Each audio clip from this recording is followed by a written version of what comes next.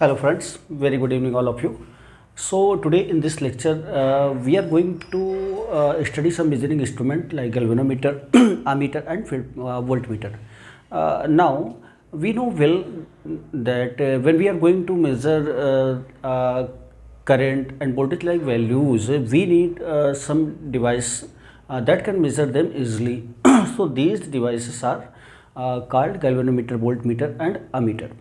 Now we have to study here what is the differences between galvanometer, voltmeter and ammeter, and how they works, and how we can convert a galvanometer into ammeter or voltmeter. So let's start with galvanometer. So first of all we have to start with galvanometer, and it is galvanometer. Now when we study about galvanometer, we have very confusions in mind, whether galvanometer used to measure current or voltage or anything else. So first of all, this should be clear to everyone that galvanometer is a device which is used to measure direction as well as magnitude of current. So it measures only direction and magnitude of current. It doesn't measure any voltage. But in case if we are known to the full scale current of the galvanometer, and we are also known to the internal resistance of the galvanometer, then by using Ohm's law we can measure small scale voltage too. But it is a basically current device which can be converted into voltmeter or ammeter, but it does not measure directly the voltage. So galvanometer is basically a current device. Now talking to the galvanometer, galvanometer is a very sensitive device, that is it can measure even the smallest current which has the range of microampere. So its sensitivity is very small, it's very sensitive element. And if we make a figure of galvanometer, we can say see that this is galvanometer, and here the meter scale,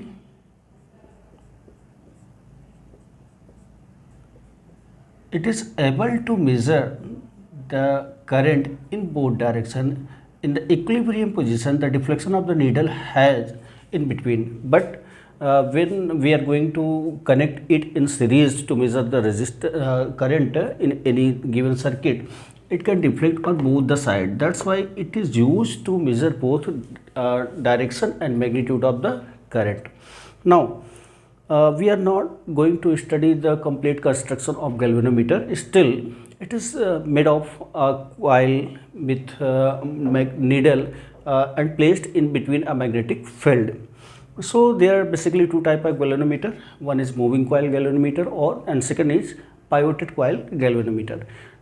We are not going to study the complete out construction, and only we are here to study the conversion of galvanometer into voltmeter or ammeter. So let's start and see how we are going to convert a given galvanometer into ammeter. Now, so we have to convert, the point first is to convert the galvanometer into ammeter.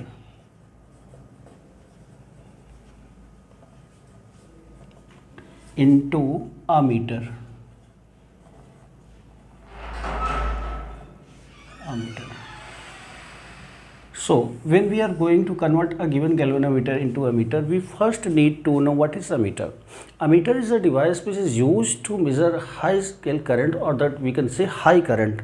Galvanometer is also a current measuring device, but it can't measure high current. It can measure only a small current up to the range of microampere. But when we have to measure the current in the range of milliampere or ampere, we need ammeter.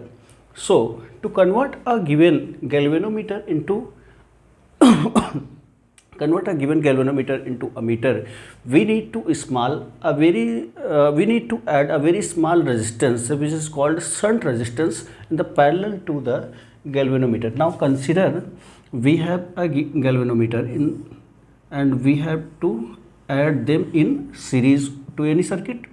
So this is basically a galvanometer. Consider the resistance of the galvanometer itself is G, and Ig current is flowing through it initially, but we want to convert it into ammeter. So what we need to do, we need to add a small amount of resistance, which is also called shunt, in parallel to it. So when we do so, what we have to do, only add a small resistance in parallel to it.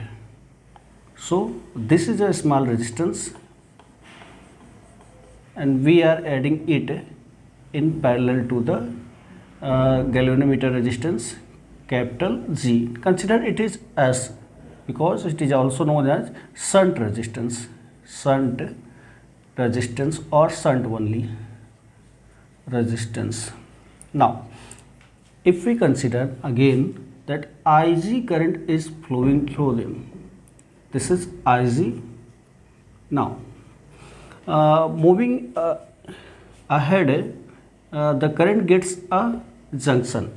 Now using Kirchhoff's first law, the current divided into two parts.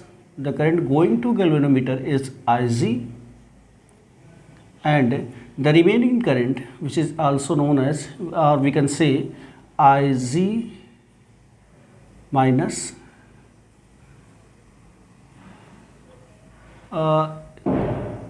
this is I and this is Ig. So this is I minus Ig. I minus Ig current moves towards the shunt. So using Kirchhoff's law, we get, using Kirchhoff's voltage law, using Kirchhoff's voltage law,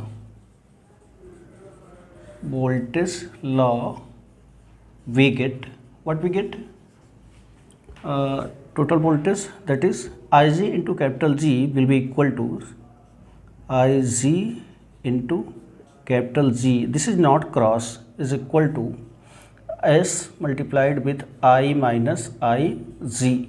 So if we want to measure how the galvanometer now, which is converted into ammeter, measures the electric current, we can calculate Ig from here.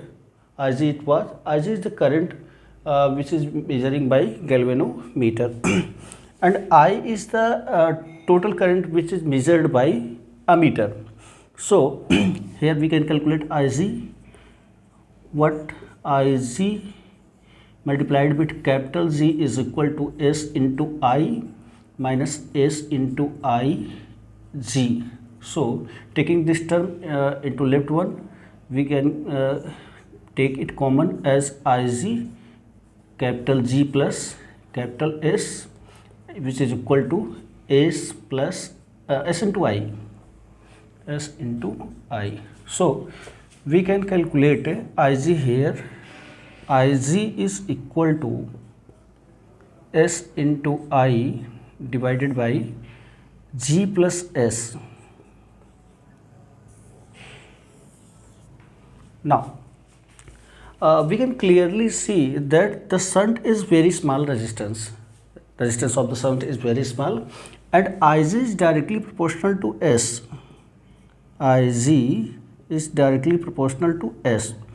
In some cases, it is seen that the resistance offered by galvanometer is very much. That's why we can measure the maximum current, maximum I current here. If we calculate I from here, so we can see it. So this is how we convert the galvanometer into ammeter. Now the second one is how we can convert the given galvanometer into voltmeter. So let's see it again.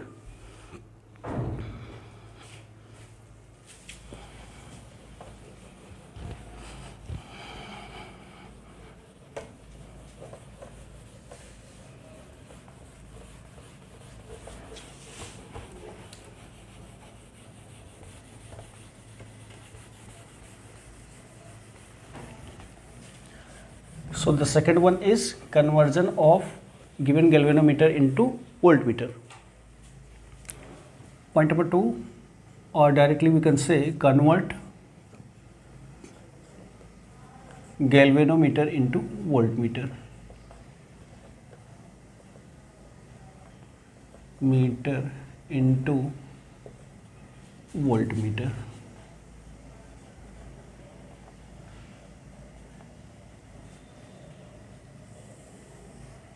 Now again the same question arises. What was the question? The question was galvanometer is a basically current measuring device, but it measures a small current, and that's why we need to convert it into ammeter so that we can measure large current. But it is not a voltage measuring device, then how can we convert it into voltage measuring device? It is because I told initially that if we know the full scale current of the galvanometer, and we are also known to the internal resistance of galvanometer, we can calculate directly the voltage to any circuit by using Ohm's law. So